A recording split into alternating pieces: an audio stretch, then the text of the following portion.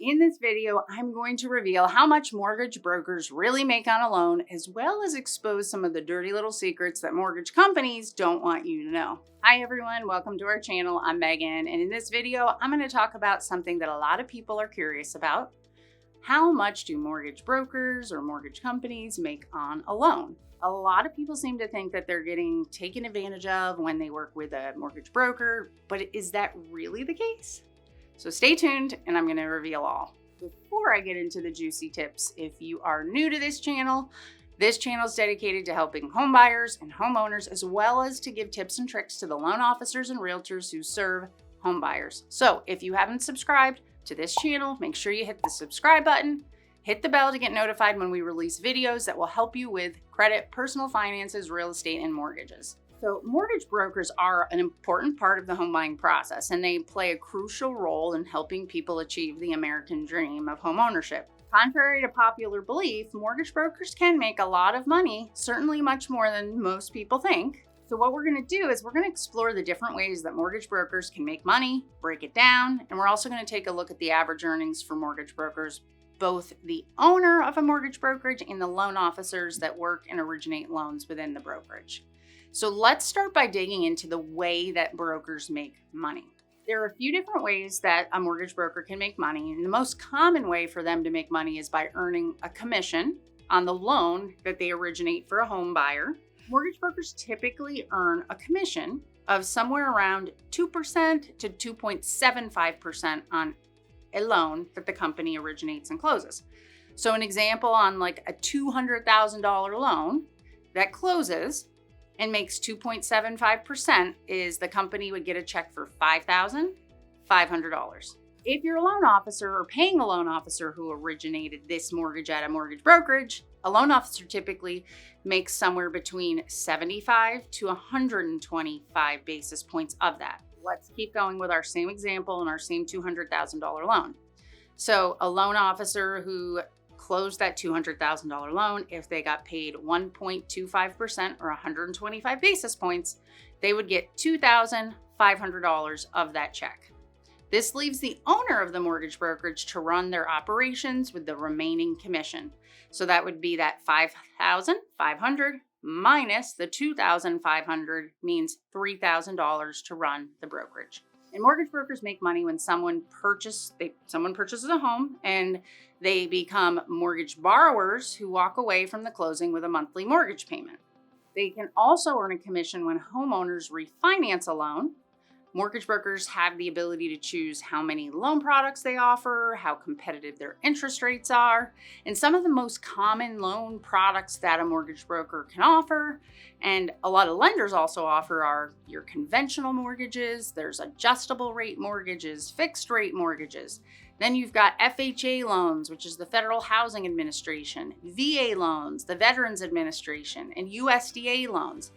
You've also got portfolio, non-conforming loans, reverse mortgages. So there's a lot of different loan products. Now let's go over how much mortgage brokers make per loan a little further. So a lot of people think that when a home buyer makes mortgage application and chooses their mortgage interest rate and type of mortgage, that the mortgage loan officer they're working with will get them the best deal through a lower rate. The opposite is sometimes true, and we see financial institutions such as mortgage bankers, credit unions, retail lenders charging additional fees for these rates, and we call these closing costs or junk fees. You're always going to have some, but there doesn't need to be tons.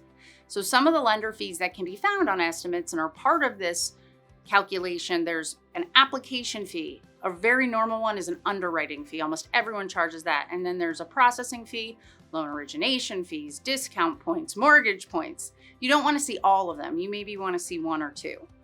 It's always a good idea with financial products, especially a home loan that has a mortgage rate and monthly payment that will be with you for years, to get a second opinion or to consult with the best mortgage lender and service providers in your area who will show you multiple options, multiple loan programs and terms. Federal law has created different requirements for different types of lenders.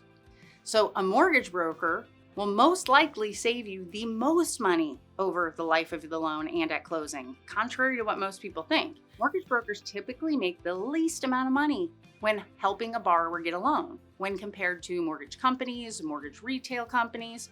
And that's because mortgage brokers are the only company type on the market that's restricted and regulated with how much they can actually make on a loan closing. Brokers cannot make any more than 2.75% on a loan, whereas a mortgage lender or a bank can make 3%, 4%, and even 5%. Data has recently emerged in 2021 that the average home buyer savings was around $9,400 between upfront cost savings and interest on the loan. You can go check it out at www.thebrokeradvantage.com. So as outlined in the previous section, a mortgage broker typically earns that commission of 2.75% of the loan balance and on each loan that they originate and get through the loan process. So breaking down how much a mortgage broker makes per loan is going to depend on the setup of the brokerage and how much overhead they choose to invest in with their business. So that 2.75% total loan commission collected by the broker is just part of it, right? It comes in.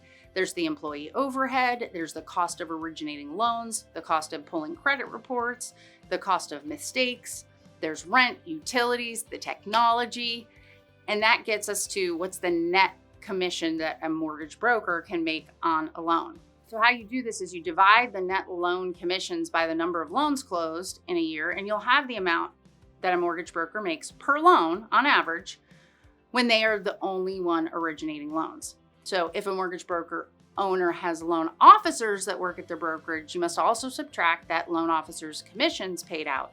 So it's worth noting that different brokers can set different pricing models at their company, resulting in different payouts per loan.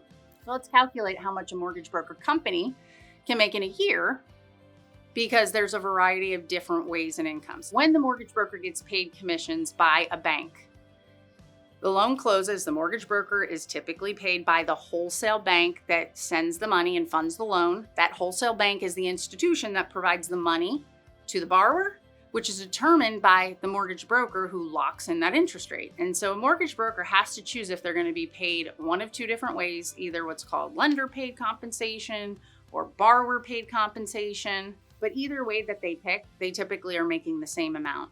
And the mortgage broker typically receives their payment from that wholesale lender when the loan closes, and this payment comes in the form of a commission, a flat fee, or it can be a combination of both.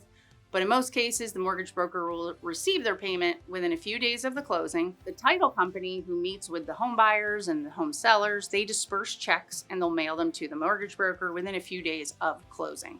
So how do the mortgage broker loan officers get paid? A loan officer who works at a mortgage brokerage is usually paid with a W-2. They're a W-2 employee per the regulations in their state that govern mortgage lenders. And the typical range for most loan officers, they make somewhere between 75 basis points and 125 basis points, like we discussed in the example earlier.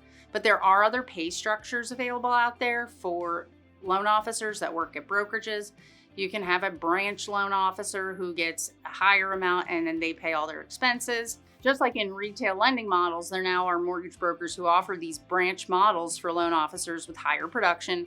And this means that the loan officer will get a monthly report showing all the commissions they bring in.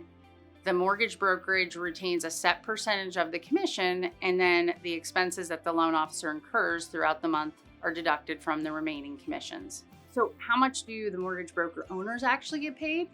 So mortgage broker owners can decide, and they can pay themselves depending on how their company is set up, as a W-2, a salary, commissions, distribution checks if they don't work within that business. There's also non-monetary compensation too. The first main determination of pay is the type of business entity that you set your company up from the start. I wanted to make sure I said that if you are opening a brokerage or have one, it's really smart to track your closings and the commissions due from the closings, because sometimes the title agents aren't going to care as much as you do about making sure your closing checks are sent quickly and accurately. And why the income of a mortgage broker can be deceiving is because a loan officer who has transitioned from a loan officer pay structure to that of a business owner is different. if you're a loan officer and you close $10 million in volume and you make 125 basis points, you as that loan officer is going to get a W-2 for $125,000. The same loan officer would bring in total revenue as the owner of a mortgage brokerage of $275,000. But what they take home will then be determined based on the overhead that you have for that same book of business. And as the owner of your own mortgage company, as a broker owner, you can pay yourself a portion of that as W-2, salary, commission base, and then take distribution of what's left after you pay your expenses, which a lot of people don't think about the expenses like the credit reports, the employee taxes, even if it's on yourself. So let's kind of round out with what are some ways. Let's go through and list out a handful of ways to increase your revenue for if you own or want to own a mortgage brokerage. First way is you can increase the number of loans that you close. The second way is you can offer mortgage refinancing, not just for purchases. You can add products like home equity lines and equity products. You can get a finder's fee when you are referring a commercial loan to a commercial brokerage if you don't have one. You can sign up with and use multiple wholesale lenders, which all allow you to approve different types of home buyers and not have to turn as many people away. Let's say you are making 200 basis points on loans. You can increase the average commission that you earn on each loan up to that 275. You can start your own mortgage company and recruit other loan officers. You can increase your marketing efforts to bring in more business. You can get licensed in other states.